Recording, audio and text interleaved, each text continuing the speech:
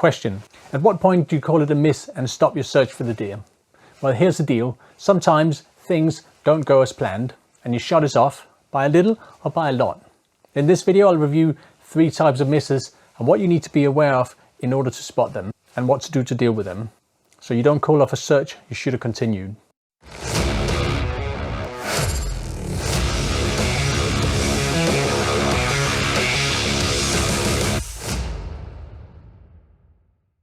Welcome to the Red Kettle channel. This is where I share updates on product development and tips and tricks on efficient hunting.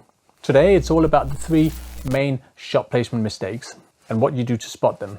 Firstly, I want to say that a deer shot in a hard or long area will very likely run. How far it runs will depend on how quickly the blood pressure drops or how fast it runs out of lung function. It's not unthinkable that a novice hunter makes an effective lung shot but never recover a deer because they think they had a clean miss. Deer can run for several hundred meters, especially with a high long shot or a center hard shot, and the lack of clear blood trail doesn't mean you haven't hit the animal properly. If you hit too high and shoot through the spine, you'll anchor the animal straight away.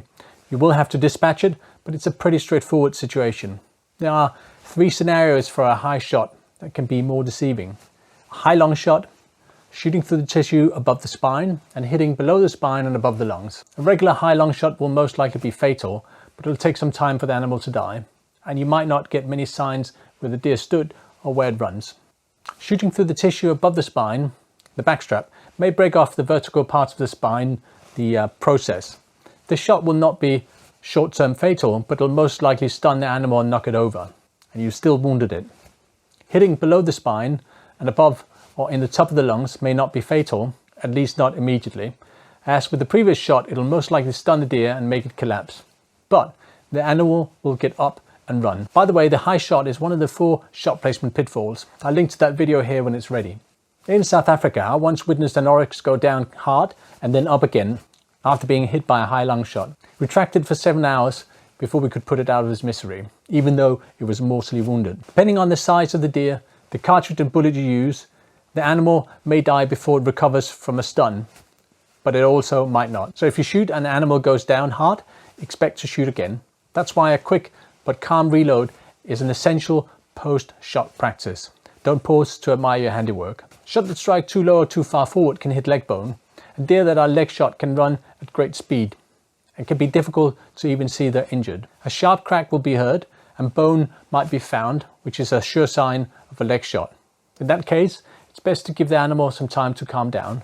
And it's probably wise to get hold of a dog if you have access to one. More on post-shot routines in another video. I'll link to it here when it's ready. Hitting too far back will be a liver shot or gut shot. This is more common than it should be, and the wind is certainly a factor. By the way, I'm working on a video on how you develop a go-no chart, one that can help you make a snap, shoot or don't shoot decision in the field to keep you out of trouble. I'll link to it here when it's ready. In addition to wind, a novice under stress without sound aiming principles could aim at the center of the animal, because they're used to aiming at the center of a target at the shooting range. Misreading the angle and an animal's position can also cause a gut shot. This can be pretty deceptive at times. I suggest you check out the playlist at the end of this video for more information to help you avoid these cases. What I'll say for now is that a gut shot deer will hunch up like you would if someone punched you in the guts. And it's likely it won't run, but walk away in that pose. Be ready to shoot again. Experience will teach you to assess animal reaction to shot, and good equipment will allow you to see the strike. The greater the recoil, the higher the magnification, and the shorter the distance, the harder it is to see your bullet impact the deer and see how the deer reacts. So keep your magnification low. In such cases, the sound of impact can help, and as can an additional set of eyes. A good dog capable of tracking and finding deer can be a great asset. Alternatively, if it's legal where you are, a thermal scope can be a big help when looking for a deer you shot. The best way to avoid these issues is good shot placement. So check out this shot placement playlist. Have a look at the where to shoot a deer video. I also recommend that you view the post-shot best practice video when it's ready.